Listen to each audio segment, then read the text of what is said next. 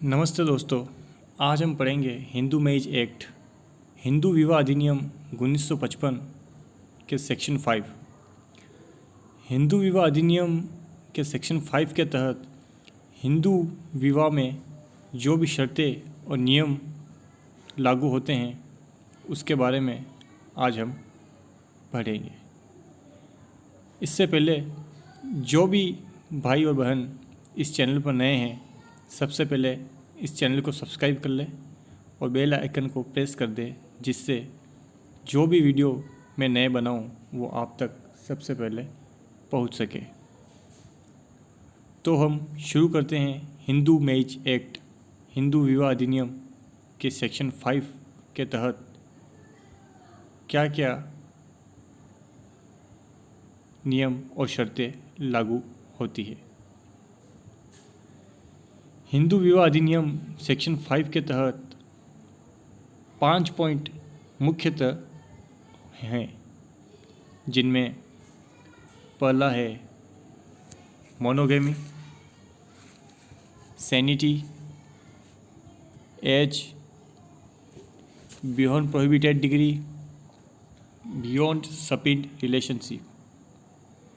इन पांचों पॉइंटों को ध्यान में रखते हुए मैं सभी का एक अलग अलग विस्तार में वीडियो बनाऊंगा, जिसका डिस्क्रिप्शन मैं इस वीडियो में दे दूंगा।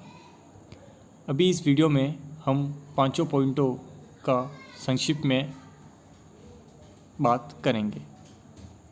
पहला है मोनोगमी। मोनोगमी से तात्पर्य है सिंगल।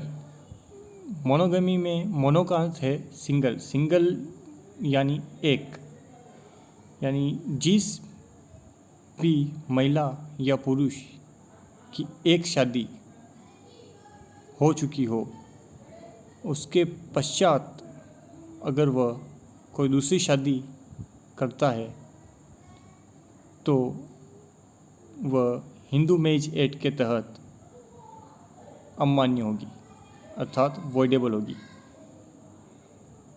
अर्थात मोनोगमी का अर्थ है एक ही शादी मान्य होना, यानी सिंगल मैरिज। एक शादी से ज़्यादा दूसरी शादी नहीं कर सकते हैं।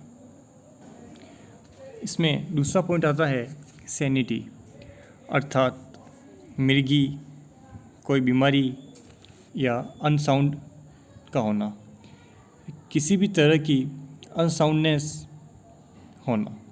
यदि पुरुष या महिला की शादी से पहले उसे या उन्हें एक दूसरे के बारे में पूरी तरह से नहीं बताया गया हो, यानी किसी की शादी हो और किसी दूसरे के बारे में जिससे कोई मिर्गी अनसाउंडनेस बीमारी हो या मिर्गी हो, वो शादी हो जाने के बाद ज्ञात होती है तो वह शादी भी वॉइडेबल मानी जाएगी, अर्थात अमान्य होगी।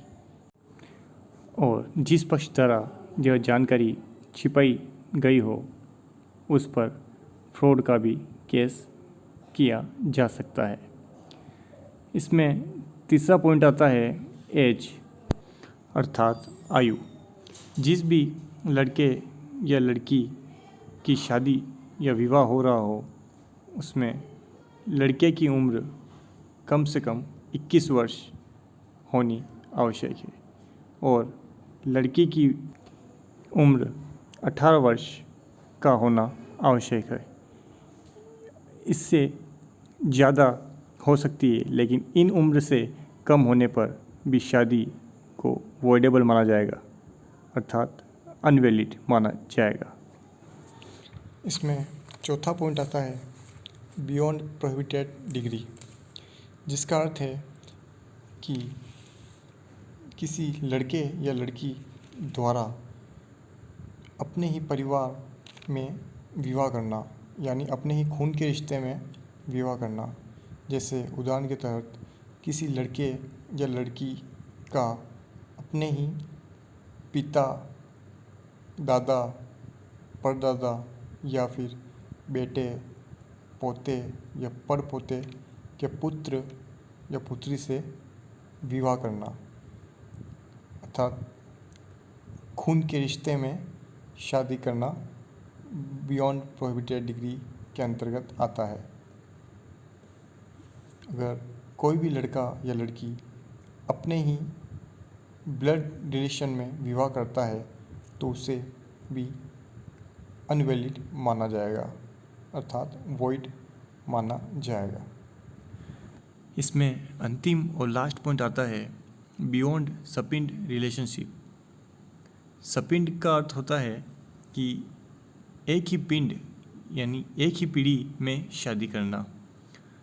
इसके अंतर्गत किसी लड़के या लड़की द्वारा पिता की 5 पीढ़ी तक शादी और माता के परिवार में 3 पीढ़ी तक शादी की जाती है तो वह इनवैलिड मानी जाती है, अर्थात वॉइड मानी जाती है। पर लड़का और लड़की पिता के परिवार में 5 पीढ़ी के बाद अर्थात 6ठी पीढ़ी में शादी कर सकता है और माता के परिवार में 3 पीढ़ी बाद अर्थात 4थी पीढ़ी में शादी कर सकता है।